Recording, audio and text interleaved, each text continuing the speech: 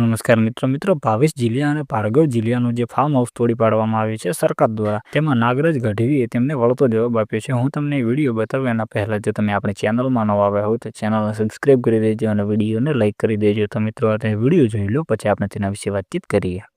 તો જય ભગવાન માલધારી બલવાન, હું છું નાગલો ગઢવી।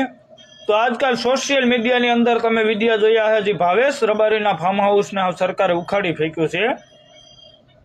તો મારે એટલું જ કહેવાનું માલધારી સમાજને કે હવે એક થાવ, કેમ કે આ સરકારી જમીન બાબતે કોઈ કાંઈ છે નહીં, પર્સનલ મામલો લેવાનો છે। કેમ કે સરકારી જમીનનું આ હોત તો એને મોકો આપવામાં આવત, નોટિસ આપવામાં આવત કે ખાલી કરી દો જગ્યા। અને તમને એ ફાર્મ હાઉસની જગ્યા એટલી દેખાતી હોય તો જગ્યા હું તમને એકથી મોટી ગામ બતાવું, જ્યાં કંપનીવાળા આવે સોલાર કંપનીએ જ્યાં દબી દીધું છે ગાયોને, ક્યાંય મોઢું નાખવા પૂરતો ગૌસર નથી। શું છે કે બુટલેગરને માફિયા। તો ભાઈ માલધારી સમાજ ઉપર વાત આવી ને વગર કારણે આવા નકરમના કરવાની, તો ઘરે ઘરે ભાવેશ રબારી નીકળશે હો। જય દ્વારકાધીશ, જય મા હોનલ।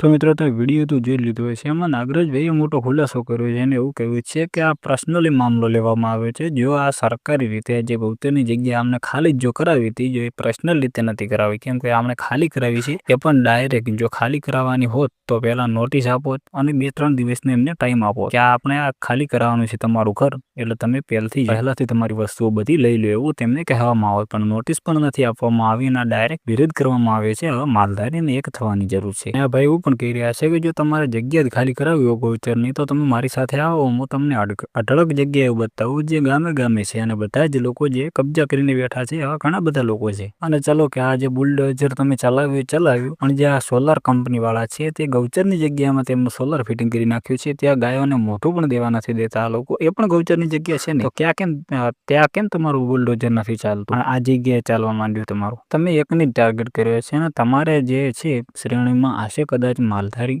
બુટલેગરની માફિયા માલધારી કદાચ તમારા જે જોવામાં હશે, પણ અમે તો એટલું છાતી ઠોકીને કહીએ છીએ કે 7 જન્મ મળે ને 7 જન્મના પૂન જ્યારે ભેગા થાય ને ત્યારે માલધારી સમાજમાં જન્મ મળે છે। તો રબારીઓ આ વાત વિશે તમારું શું કહેવું છે માલધારીઓ, જરૂરથી તમે કોમેન્ટ કરી દેજો। અને તમે આ માલધારીને બુટલેગરને માફિયા કહો છો, જો અમારા માલધારી ઉપર વાત આવી જો વગેરે અંકે તમે અડ્યા તો ઘરે ભાવેશ જિલ્લા છે જ, એ તો તમે વિચારીને રાખજો। અમારા માલધારી સમાજમાં ઘરે ભાવેશ રબારી છે। તો મિત્રો આ ભાઈનો પણ વિડીયો ભાઈ જે બનાવ્યો છે કોઈ પણ સમાજને ટાર્ગેટ નથી કરતા, એ તમે વિડીયો જોયો હશે એટલે એનાથી તમને માહિતી મળી ગઈ છે। અને આપણે પણ કોઈ સમાજને ટાર્ગેટ નથી કરતા કે કોઈ સમાજ વિશે કહેતા જ નથી। દરબાર રબારી આખો માલધારી સમાજ, દરબાર સમાજ, ઠાકોર, આપણી 18 વરણ આપણે બધા ભાઈઓ જ છીએ। હું તો અગાઉના બધા જ વિડીયોની અંદર લગભગ તો કહું જ છું કે આપણે બધા ભાઈઓ જ છીએ, એટલે ખોટા કોઈ ભાઈઓ કોમેન્ટ પણ ના કરતા અને અમુક લોકોના રવાડે ચડીને આપણે વિવાદ પણ ના કરાય, આપણે બધા ભાઈઓ છીએ અને અમુક લોકો આપણા ભાઈઓનો સંબંધ બગાડવા માંગે છે। તો મિત્રો આ વાત તમને જો સાચી લાગી હોય તો તમે જરૂરથી કોમેન્ટ કરજો અને જો તમે આપણી ચેનલમાં નવા આવ્યા હો તો ચેનલને સબસ્ક્રાઇબ કરી દેજો અને વિડીયોને લાઇક કરી દેજો।